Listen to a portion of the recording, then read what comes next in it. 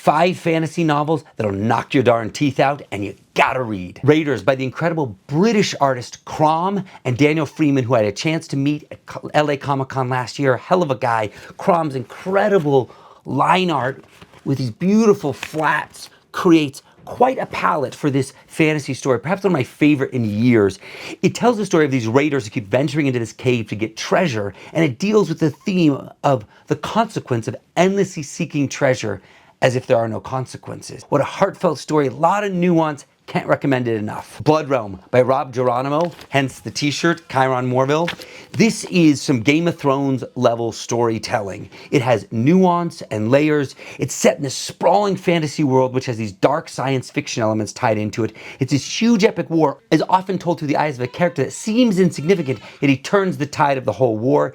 Each of these arcs deals with different characters and different stories, all surrounding the return of Chiron Morville and the rise of the Iron Wolves, this ancient warrior, almost avatar of the gods. And one thing I love that Rob did, having talked with him many times, hell of a creator, always good to support, is he added this meta-barons-like element with these 2 characters that are almost narrating the story like a chorus, like Shakespeare or like meta-barons. Really beautiful stuff. Kaya by Wes Craig from Deadly Class. Now this is a tremendous fantasy story. It's good for all ages, and also really good for adults. It is heartwarming, it is tragic, it has love, loss, and family struggle in it. It deals with the tale of a prince whose family has been killed in slaughter, and his sister has been charged with protecting him and leading him across the land to claim his throne. She has this bionic arm, and he is troubled and assumes that he should have power right away, and she's dealing with the fallout of that, plus some romances along the way. Lots of great character work, and look at this wonderful art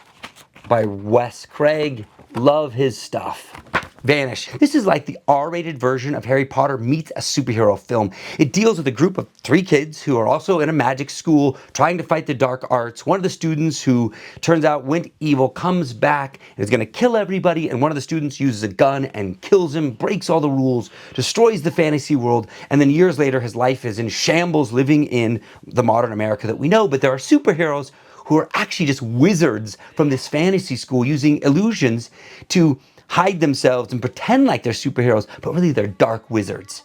Really a nice twist. And Ryan Stegman, who really, this is his story, he's both the co-writer and the artist, and he delivers some of the most incredibly violent and epic pages, because this story is hard-hitting. It has permanent damage to characters, loss of loved ones, betrayal, deaths. Really worth reading. There are 2 volumes in it. Orc Stain by James Decoy. There is no other fantasy book like this. It's in a world where our main heroes are orcs, delivered by the beautiful lines and colors of James Decoy. Great use of purple and pink.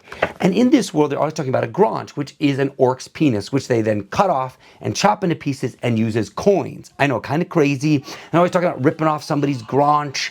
And we have our hero, who's a one-eyed orc, trying to pay back the debt, kind of like Han paying back Jabba. And they keep rounding up all these one-eyed orcs and sacrificing them, trying to stop this end of times, if you will. Well, this one-eyed orc realizes he's got to do something about this. He gets caught up on this quest. It's caught up on this quest. There's nothing quite like this tale. It has characters and design work that I've never seen in fantasy. Certainly worth reading.